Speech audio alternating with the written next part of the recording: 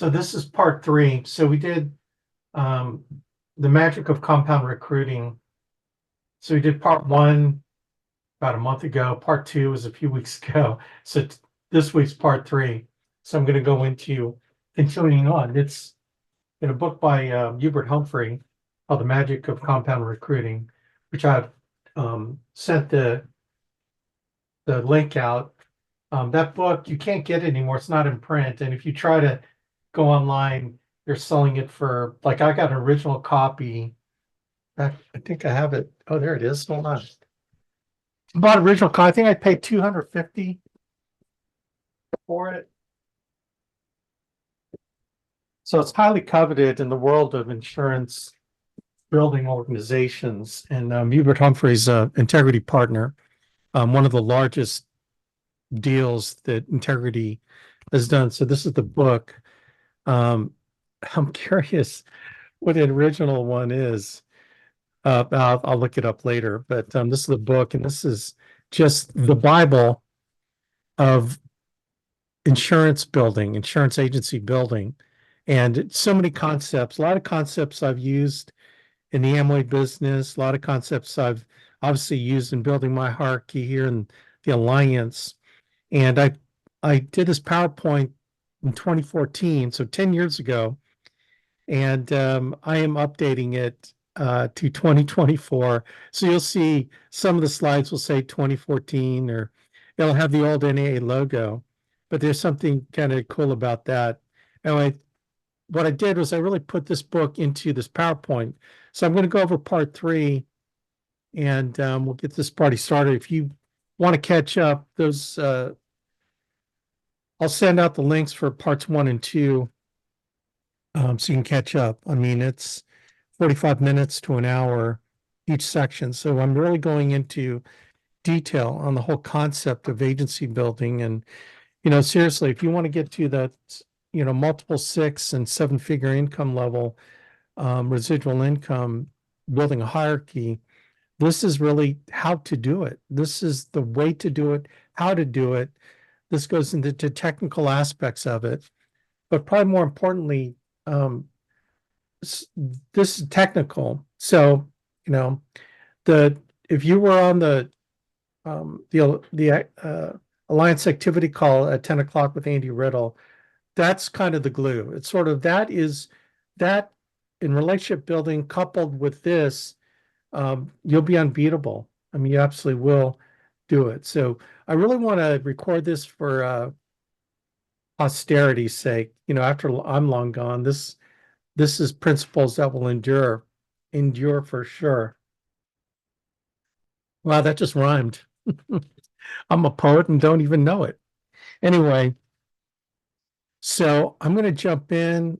I want to see who's like on here. We got, all right, Adrian, Ben's on here, Carl, John. Oh, wow, James is on here. Welcome, James. It's been a while, dude. Janine Hickey, Joy, Lamar. All right, cool. Good stuff. Good stuff. All right.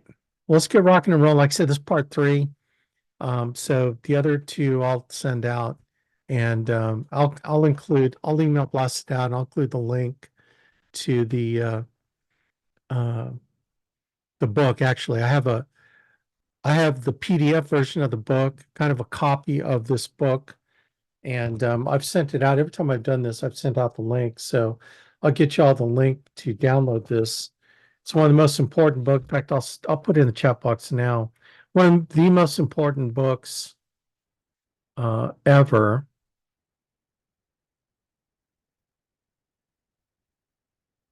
Okay.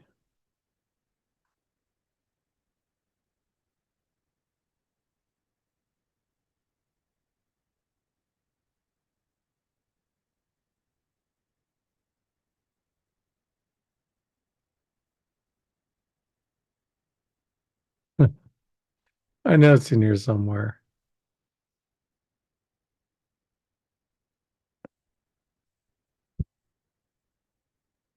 I have so many folders.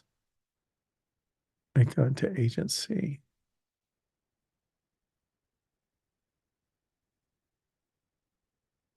There we go. Here we go. Okay. So I'm going to stick it in the chat. So download that.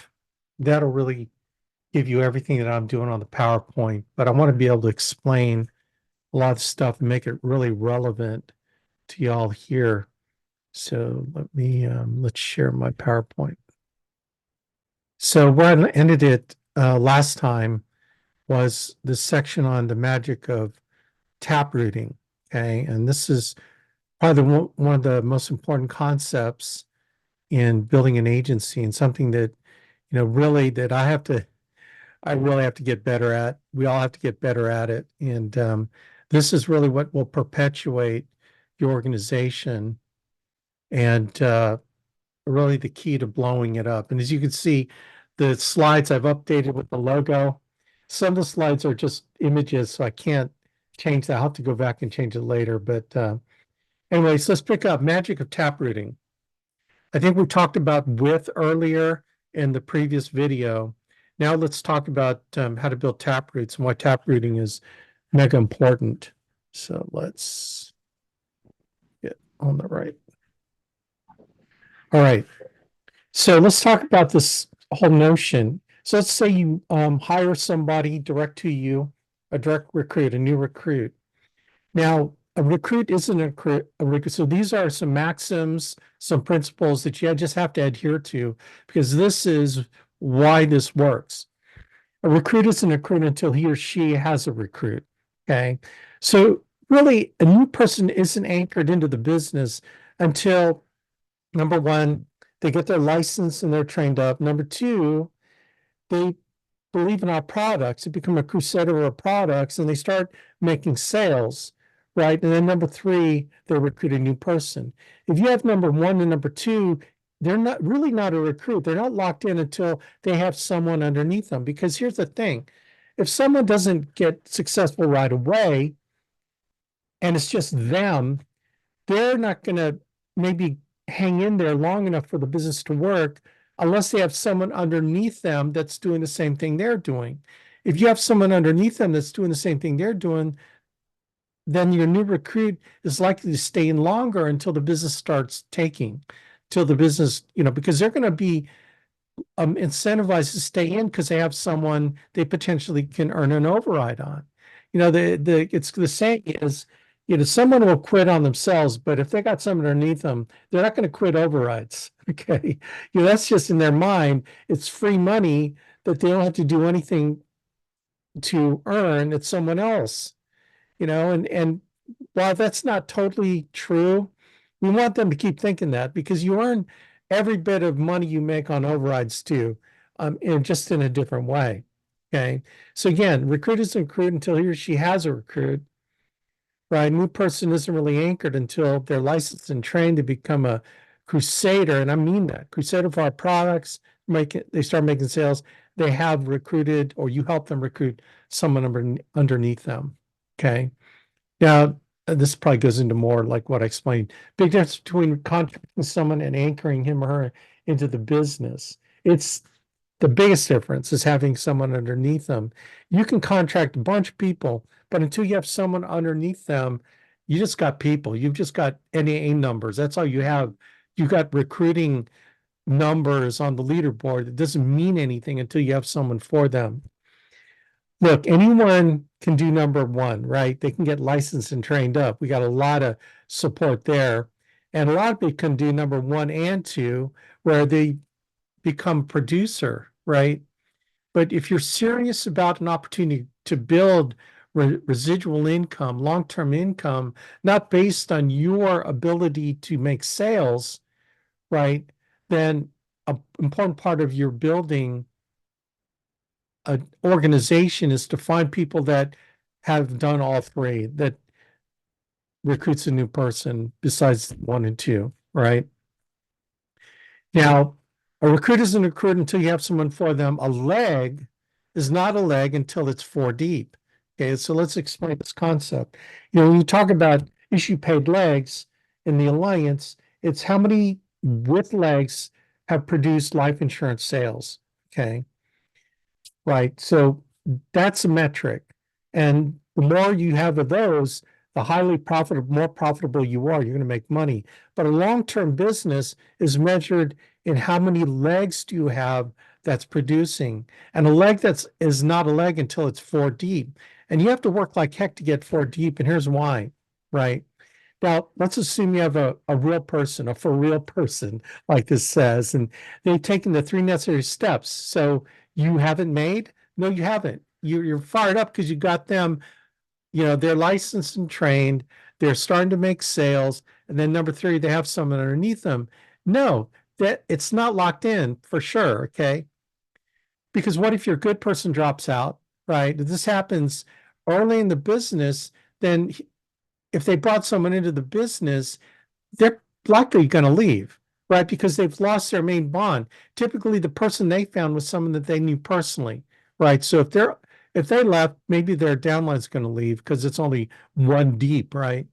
Yeah, if you really want to build a team, and we're talking a long-term leg that stays in, each person you hire in depth, each person you hire directly to you should hire at least four agents in depth. If you can get to four agents in depth, the law of averages states that you're going to find one really good person, a committed person, someone will stay in the business regardless if any of their upline quits, even you. Okay.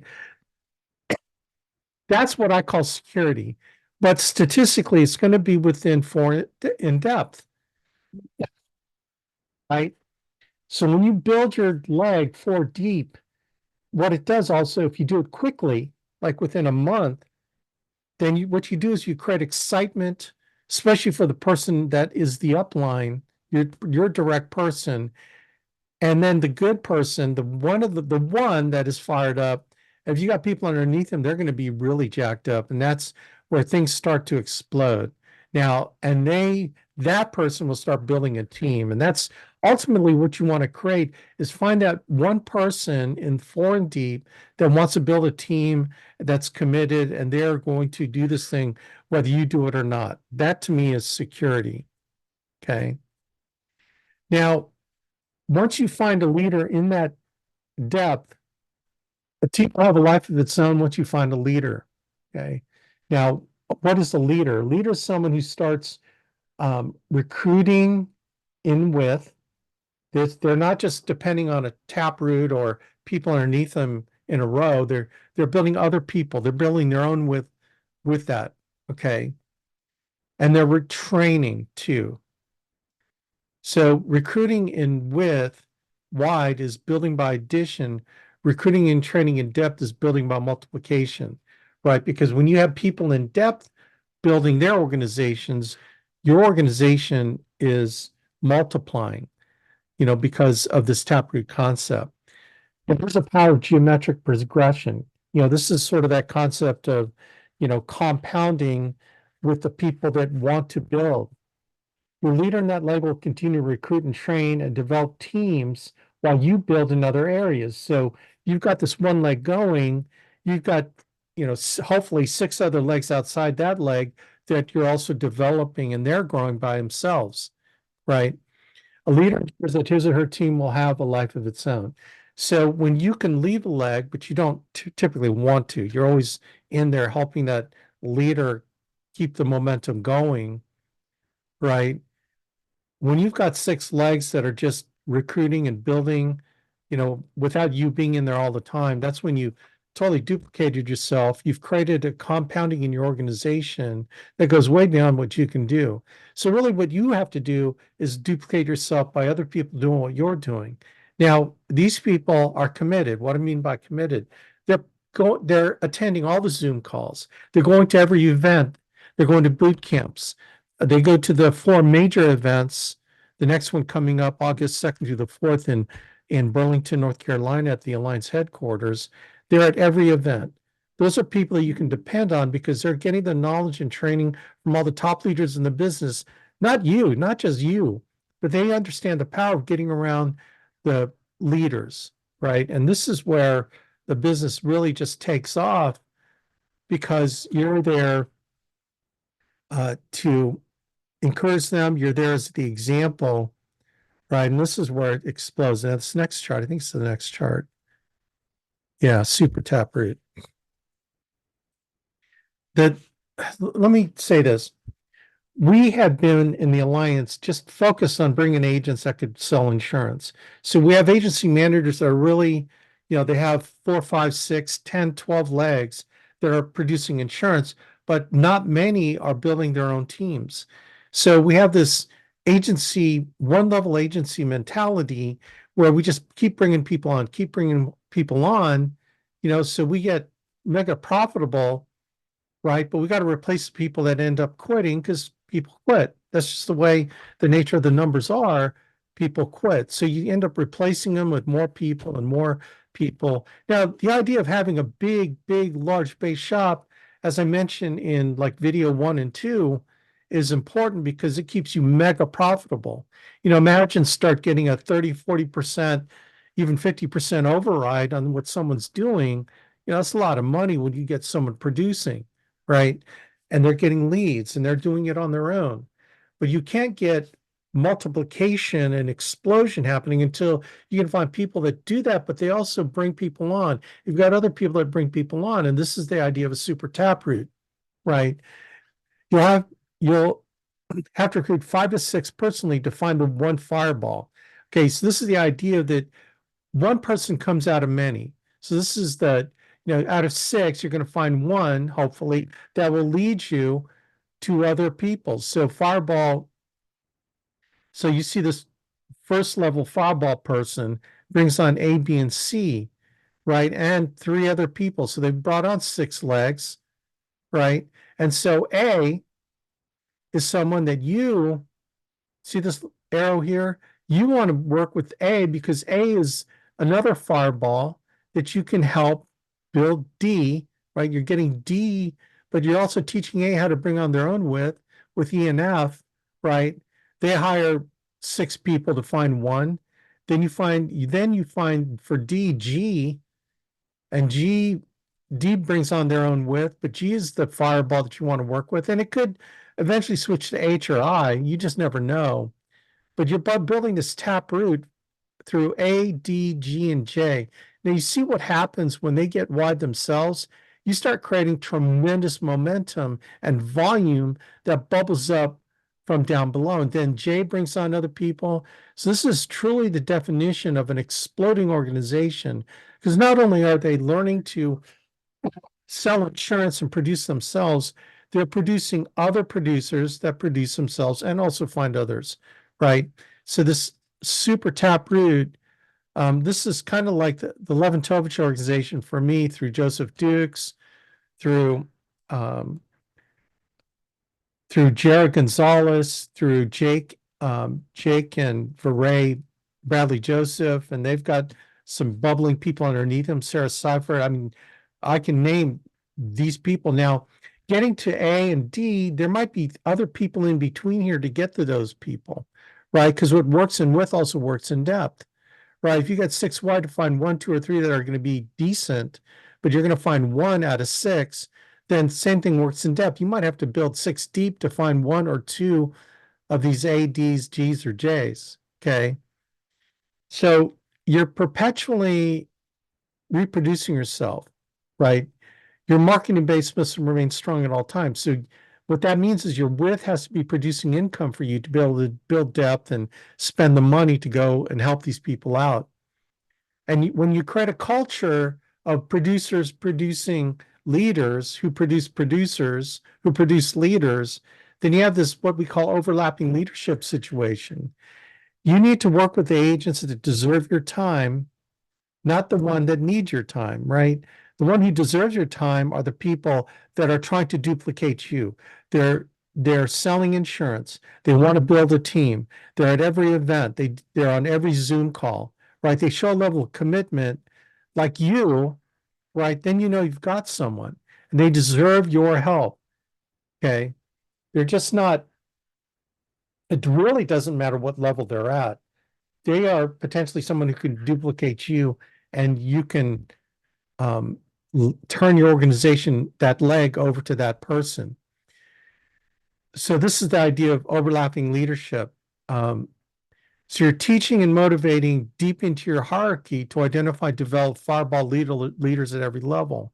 And what you do with fireball leaders is that you're spending a lot of time with them, duplicating yourself, teaching them what you know, right? And then when you help them find another one that's a fireball leader, then you're in there with them, teaching them how to work with that person in depth. Eventually, you're going to be able to let that fireball leader keep the taproot going. And that's eventually what you want to have happen. You want to tear out of that leg because you've got one or two leaders that are working that taproot and keeping that taproot going, because that is going to be the source of tremendous volume. You're going to get the 5,000 a month, 10,000 a month, 15,000 a month in width when you bring producers direct to you. But this is where you get 250,000 in a leg, in the span of 6 to 12 months. That leg's doing 250,000, and you're earning a 20% override, because you've got three other legs that are doing that, and you've kept a spread. So let's see, 250,000 issue paid times 0.0. So now you're making 50,000 a month on that leg. Is that cool or what? I've got a leg like that. I've got a couple legs. Anyway, so it's easy to see when you start building tap roots. If you got three tap roots wide, man, you're probably making $1 million. Like, seriously, I'm not kidding. It doesn't take a lot of tap roots. It just takes two or three where you're making $1 million. Six, now you're making crazy money. You know what I'm saying? So that's the idea. What's the idea of the depth force? The depth force really is dependent on how deep this taproot is and how sustainable it is. When you start finding multiple people on taproot that are going to do this thing without you or not, that see this vision for themselves, that want to make, multiple six figures and $1 million a year in override income, man, your security is reinforced in many levels in depth. Like a tree, depends on how strong that taproot is. The taproot's job is to search as deep as necessary for water and nutrients. So a tree is going to survive because that taproot is finding the water, finding the nutrients to keep it growing. When you're marketing, building an organization, your taproot is a new person you've recruited and the people he or she has recruited. So that's a baby taproot as it starts growing, right? Now, nature is a force that drives the system deep. So what we're talking about is the culture we've created to teach people this knowledge so they know what they need to do. They need to bring people on to identify the people that will be the fireballs that they can build depth with, people who gladly turn over lists of names so we can build their width and to find that real sharp person that we can build depth with. That's the purpose of helping someone with their list of names, is to get them wide enough to find that superstar that wants to do the same thing, and then you drop down again. In this business, you are the nature of your hierarchy. You set the pace, you set the teaching, you set the culture, right? And you develop each team until you can find a leader who can become their own force of nature, and they keep that taproot growing to China, right? We need to be much more intentional about building tap roots, intentional about developing leaders. We need to be talking all the time to people about, hey, it's great you're selling insurance. God bless you. But you know what? There's another part of the business that maybe you haven't considered. How would you like to make, 10,000 a month selling, but another 10,000 a month on overrides? So now you're at 20,000 a month, half of which is dependent on you, only half of which is dependent on you selling. The other half is your organization producing. Wouldn't that be cool? You're making 20,000 on the efforts of you doing 10,000. Okay. That's kind of a neat concept when you think about it. You get double the production, double the income on half the effort. Okay. That's kind of attractive. It's called being ambitiously lazy. 2 vitamin shots, 2 new recruits. I love this slide. People learn quickly when they have a mental image of what they want to accomplish, right? This is what a new recruit needs to see. They need to see that we're going to surround them with the support they need, right? Good people to support them.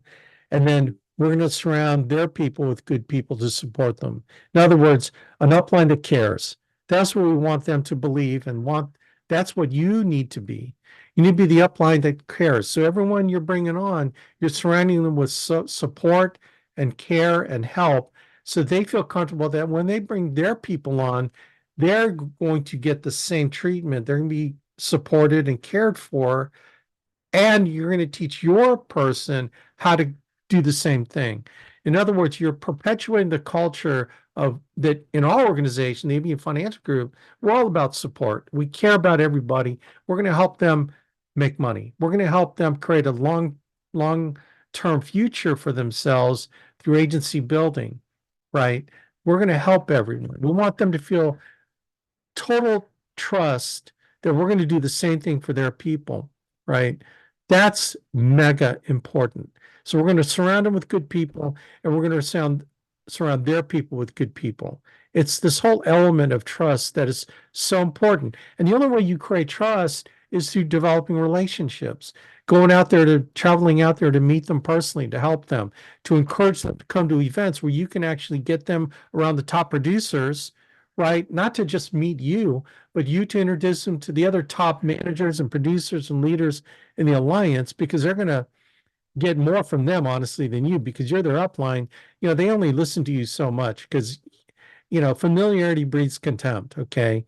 They're going to get more from people that you introduce them to. And that's your job at every event, is to get them around the other people. So again, the whole idea of surrounding them with people that will help them, even though they're not in their upline, that's the glue that keeps the alliance powerful, right? People that will serve your team, even though they don't make a dime off serving your team, as I do other teams. So when people bring their people to me, I will edify their upline. I'll tell them how great they are. I tell them to plug in and be in their back pocket.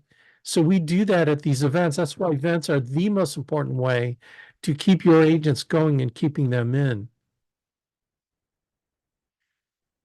So surround yourself with people where you can teach them how to recruit and teach them how to train their people. Surround your people with people, teach how to recruit. See how that works? So you start teaching the teachers, right? You teach the people to learn, and then you teach the teachers to teach so they can teach their teams to learn, right? We're going to help them by showing them how we're going to train their potential recruits so that we can teach them how to continue without us. Yeah. Now you need to watch what we're doing when we train your people, because you're going to be doing this same thing for your organization, for your taproots, for your leaders that you find in depth. That's one thing I always did, is always watch Andy Albright, what he did with my folks, how we talked to him, because I was going to do the same thing for my other agents.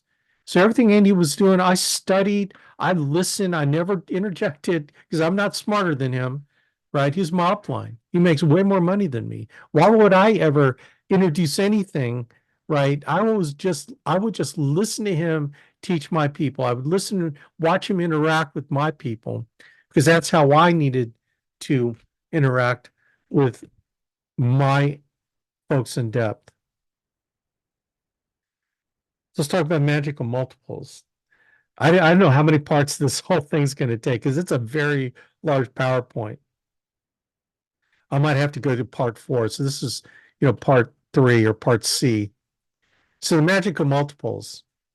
This is the whole idea of compounding, right? Like interest compounding, right? Making money while you're, like Andy says it like this: making money while you're making money while you're making money. Okay. That's 3 levels of compounding. It just keeps going. So level 1 in depth, you recruit 2 people, right? Right. And then each of them recruit 3. Now this is the difference. Okay, let's stay on the left side. So you recruit 2 people who recruit 2. Now you got 4 times 2. each four finds two people. They got 16. 16 who finds two people is 32. You see on the left, eventually when you get to level 9, you got 1,000 people. But if you just add one more to the equation, 3 people that find 3 people will go to 9 times 3 is 27 and on and on. You see how just one additional person will blow the numbers up from 1,000 to 59,000. Now, of course, this is the example of geometric progression, but this really shows more than anything else, one extra, just one more, right? Now, eventually you want to teach your agents how to continue to recruit. You never stop recruiting in width, right? Never, ever, ever, ever. You always are bringing your width on, but you're bringing on width. Why do you bring width on? For profitability. But the real reason you bring width on, or the main reason, is to find the 1 or 2 or 3 people that you can build depth with, right? And that is the key. Your focus is always, who can I build depth with? Who's willing to give me a list of names of people that we can talk to see if they're interested in making money the way we make money. Remember, the whole idea of building a taproot, the whole idea of finding someone for someone is on their list. All we're going to do is find someone who wants to make additional income beyond what they're doing now. And number 2, they want to make money the way we make money. That's all. If they fit those 2 criteria, and sort of the third unspoken criteria is that we think they're good people. They're not a crook. They're not slimy. They're honest. They have a sincerity about them, right? There's all the intangibles. Then yes, we're going to bring them on, right? So you tap into the magical multiples, which is really the key to amping up your income from 200,000 a year to 2 million a year. And it's just one extra, one more. Does that make sense? Like one more phone call, one more recruit in width that can lead you to someone in depth. All right, so let's talk about recruiter's mentality. We'll see how long I can go here. So the things that you can control are your attitude and your activity, right? That's all you can control. You can't control the outcomes. All you can control is your attitude and what you do, right? But that is powerful. That is mega powerful. So let's kind of help you develop what is the mentality of recruiter. That's someone who's just, your head's on a swivel all the time. Whether you're meeting someone that you think is sharp in a restaurant, or you bump into someone that you knew 20 years ago, right? All these different ways of meeting people. You don't have to necessarily do ads. Ads help us find width. But some of the best recruits that I've ever had, and I've made millions with, are people that I knew before the business, like Mike and Noah Levin-Tovich, Patrick and Suzanne Connors. My 2 biggest legs that I've made 8 figures of income in overrides over the last 24 years.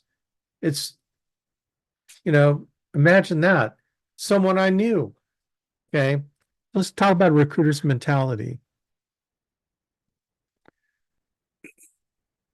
The profile of what we call a new person. Look at everyone you meet as a potential hire, right? You might meet a great salesperson on a car lot, or a great shoe salesperson, or someone who's mega sharp, and in your heart of hearts that they're totally being underutilized. Their talents and abilities to interact with people go way beyond what they're currently doing, right? You cannot be in prejudge mode. You never know what's in someone's heart. You never know what someone's situation is, right? A recruiter's mentality is recruiting is an all-time thing. When you look for quantity, you get quality. So quality comes out of quantity.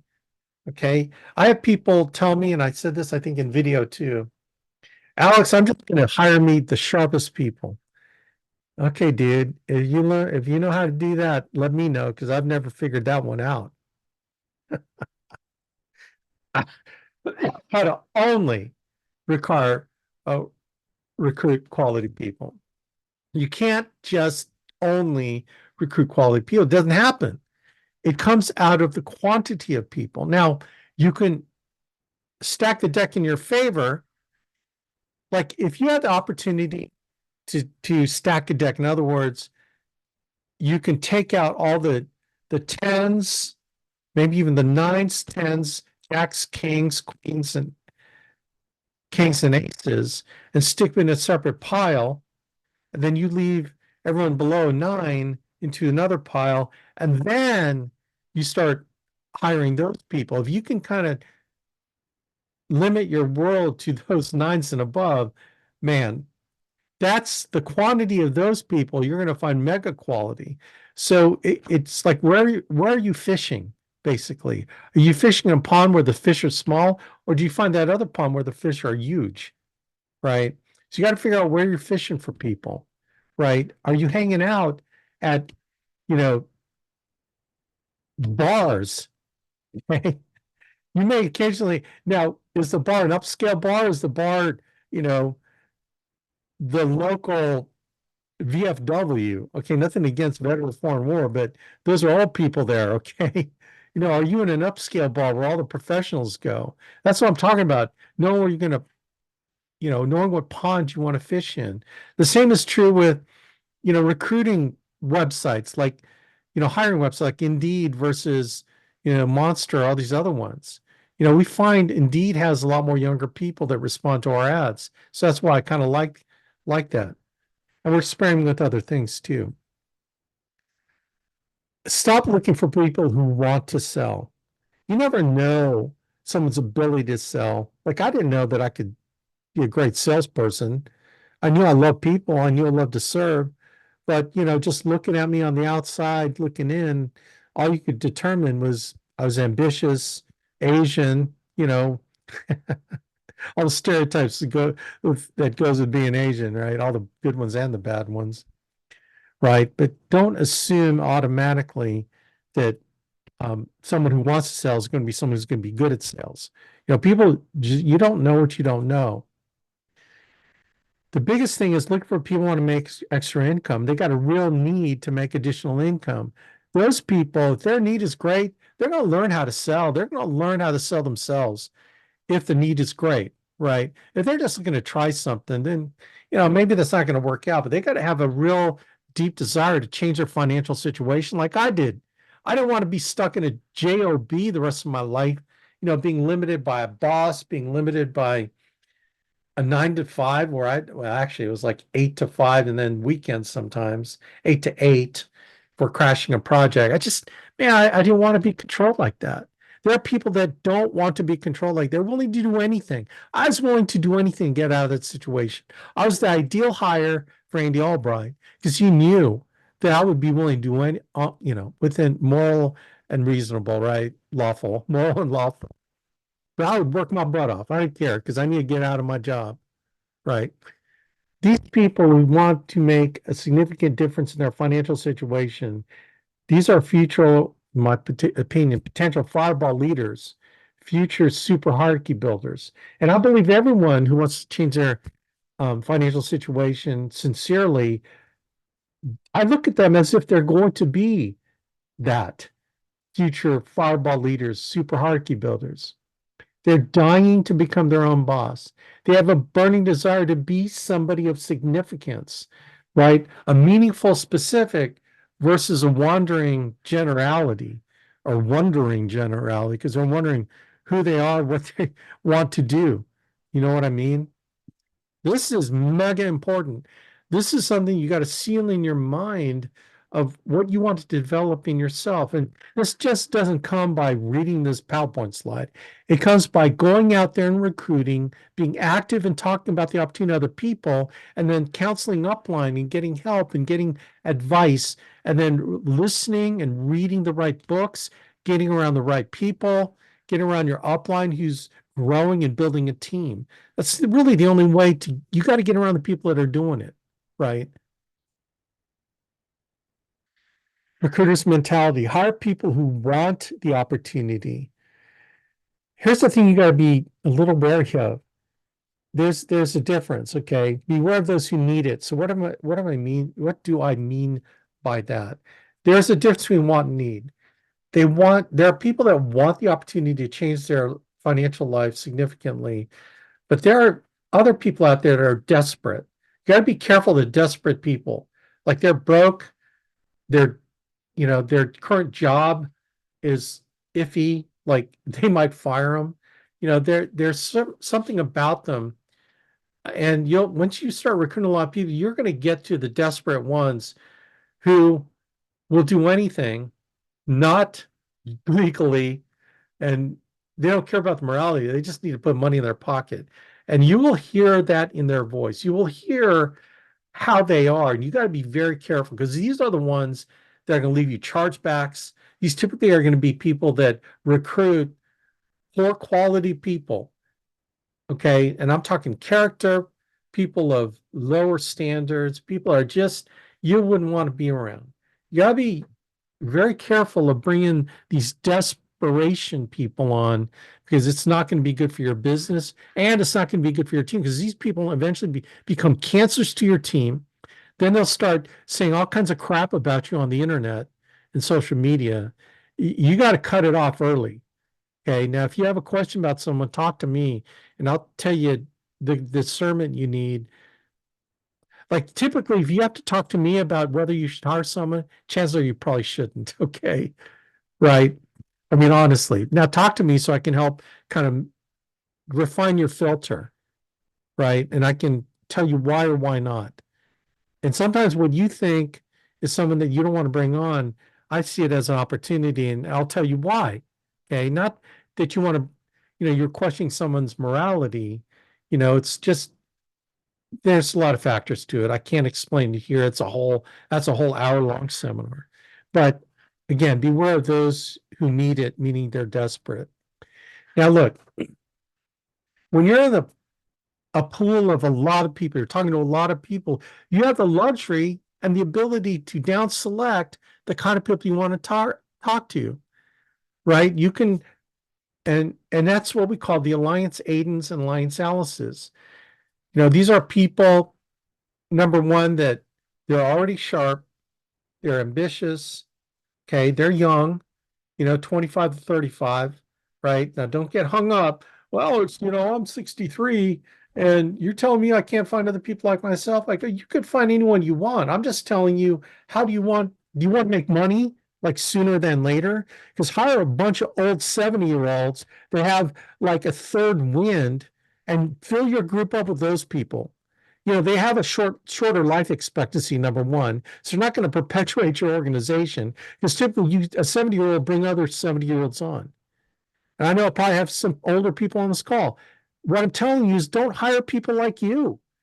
I don't want to hire people like me. I want to hire me when I was 39 years old, when I was 25 years old, when I was 29. But I want to hire me when I was that age. I don't want to hire me at this age. But Alex, you're already successful. No, don't. Because someone like me is not going to want to go with you. Okay. You know how many people try to recruit me? They don't do it anymore. So, like, let's just get the age thing, don't get hung up on that. If you're old, hire young people. If you're young, hire people like you. It's simple. Okay. Simple. Oh my gosh. Try working with someone who can barely work a computer. I mean, I don't care what age they are. For us, we get rid of them. Honestly, if they can hardly figure out how to do an electronic application, they can't hardly get on a Zoom call. We tell them, I teach my staff, say, hey, listen, I don't think we're a really good fit for you. I think you probably need to find a local agency around where you live that you can go into their office and they can really work with you directly. Okay. That's how I want to say fire people. That's how we let those kind of people go. Because look, they're going to suck your time down. And here's what happens. In my experience at 24 years, those people never become producers. Never, ever, ever. So how would you like to try to be the exception? I never build my business on exceptions. Never build your business on exceptions. But Alex, the 70-year-old, he was a superstar. Or when was he a superstar? How old was he? Well, when he was 40s, he had this organization of 300 agents. Okay, well, what happened to all those agents? You don't have to go further with me. Okay. I'm going to honestly tell you, eh, I don't know they'd be a good fit. And you got to be ready to tell people that, yeah, I don't think they're going to be a good fit with us. There are a lot of better organizations out there that can really help, your friend or whatever. All right. Okay. Now this is where it can get very controversial. These are actually very old slides. So this is based on Magic Compound Recruiting was written in, I need to update these numbers probably. 2003. This is 2003. So 5 pointers. So this is really our Alliance Aiden, okay, and Alliance Alice, right? I'll adjust this, but 25 and up, right? And like I said, bell curve is 25, 35. Um, Married with children, yeah, they've got responsibility. They're willing to do anything for their spouse and their kids, but single people are also okay. In other words, this speaks to stability. You're trying to look for people that are young and stable. If they're married, have a good marriage, they own a home, they're fairly stable. We're looking for stability, right? Employed with 20,000 plus income, now it's like, I'd say 50 grand up. Actually, if they're already making 7,500 grand a year, that's probably more like it, right? Um, we have a definite criteria for Alliance Alice and Alliance Aiden. So I'm going to defer to our teaching on, someone who's mega sharp, right? Other criteria of the Alliance Aiden, Alliance Alice is they have a belief in a higher power. It sounds like AA. They believe in God. They have a spiritual life to them. Okay, right? They've got some college or they have advanced education beyond high school. I'm just kind of bringing this to my mind. They've shown levels of responsibility. They've been stable in their job for a while, right? They show a history of stability in their jobs. They show increasing levels of responsibility in what they've done. In other words, they're ambitious, right? They just don't see the job thing as being their ultimate destination, right? Again, I can go into a whole hour long on what Hubert Humphrey calls 5 pointers. Okay, so I defer to what we teach on that. This is just generally, right? Sell the dream and crusade simultaneously. Okay. People join us because they want to make a difference in their financial situation. Sometimes they want to get out of their job, they want to create more freedom for themselves, whatever it is. They want to make money selling insurance. Okay. And we're going to help them do that. We're going to help them achieve their goal. Look, we don't want to put on them something they don't want, but at the same time, we want to show them that, hey, by the way, not only can you get freedom by selling insurance and having a freedom schedule, but wouldn't you like to have more time with your family? Wouldn't you like to create income beyond your own capacity to work, where you're earning 10 grand a month in selling life insurance? But imagine making 10 grand a month on overrides, right? And then the crusade, right? The dream and crusade. The dream is financial freedom. The crusade is bringing that financial freedom to other people just like you. That's the crusade. I want to help other people get free from their jobs. It's great if I did, but you know what? If I could help other people do it and get compensated by helping other people do it, isn't that a cool mission? Isn't that a cool crusade that you can make a significant difference in someone else's lives to do what you're doing, getting free from a job slavery, being able to run your life the way you want to run it, being with your family the way you want to be with your family, supporting your family with way more income that you ever could in a job, and then giving that ability to other people. That's the crusade. Okay. I'm going to try to finish this section. I know we're going on an hour. Okay. Become a student of human nature. If you've been on this earth any length of time, you're going to notice these things. And these things are just how people are, right? How people are, right? And this is sort of how should I say? kind of the negative side of human nature. Okay. And you got to be ready. This part of your recruiter's mentality, you got to be ready for this, ready for people, because this really will show you, people that potentially could be a good or potentially bad, just depends on their attitude. So this speaks to maybe the attitude of the people that you're hiring. Okay. They're quick to jump to conclusions. They make snap judgments on things that happen to them in sales or happen to them when they're recruiting.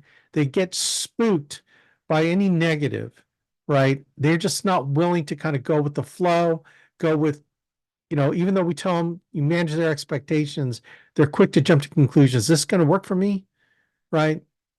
Number two, they're generally skeptical on everything. They question you on everything. Okay. And that's okay to be skeptical, but there's skepticism with a negative connotation, like what's wrong with this now? Or skeptical where they're open to reasons why things are the way they are, right?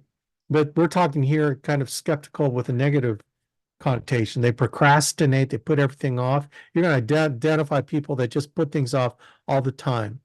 They dream of great wealth, right? So I love dreamers. Okay. And they're curious about things. Sometimes people don't think they can sell, even though they can, right? Sometimes could be a good person. They have to get out of their own way. And these are things that stop them. And you have to be able to sell them on why they shouldn't be quick to jump to conclusions. Why do you need to give it a chance? How to overcome their skepticism, be open. The mind is like a parachute. It only works when it's open. They tend to procrastinate. Why? There's a lot of reasons for procrastination. Some of it is fear. So you got to help them overcome their fear so they can become a do it now person instead of a procrastinate person. They dream of great wealth, but they have to believe that they can achieve it through our opportunity. They're curious, but we want the curiosity of someone who wants to learn how to be great.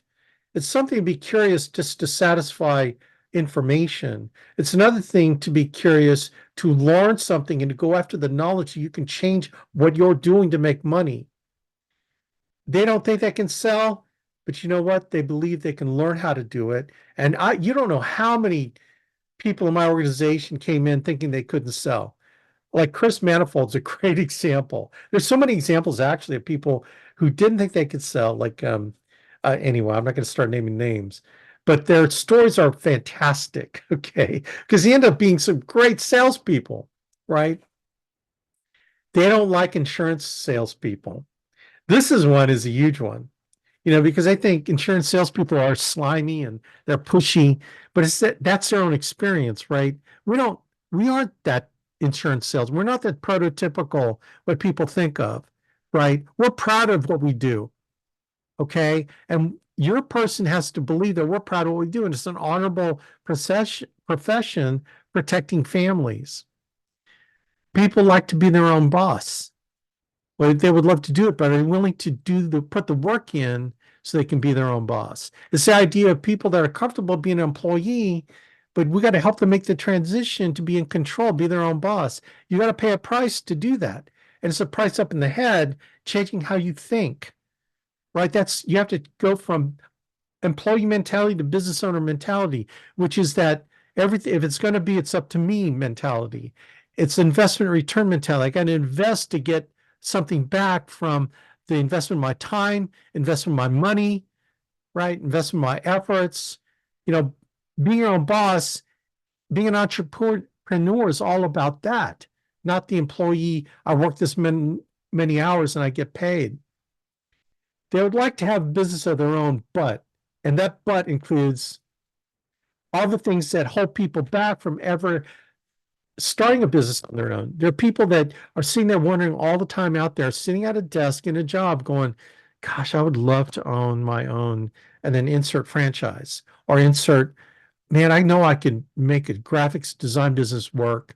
I'm mega talented, but I don't know if I can go on my own, right?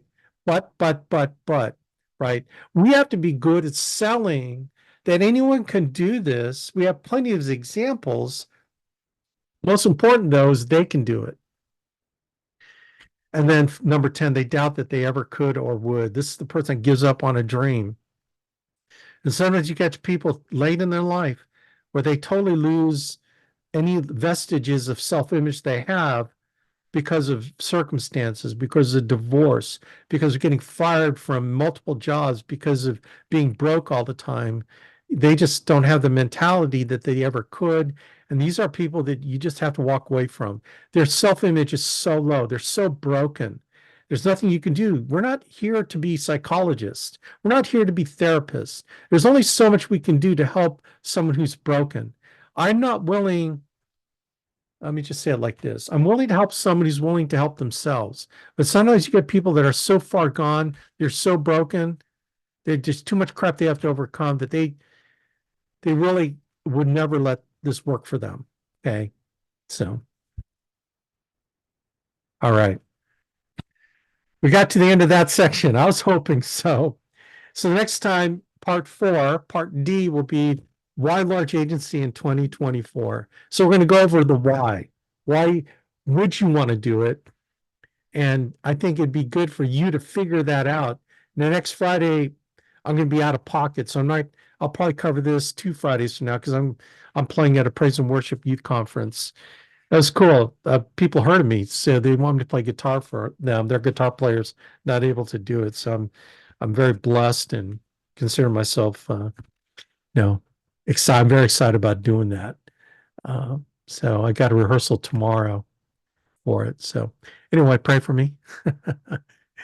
Anyway, gang, I hope you're able to see that. And like I said, I'm going to send out to y'all on the email blast video 1 and 2. This will be number 3.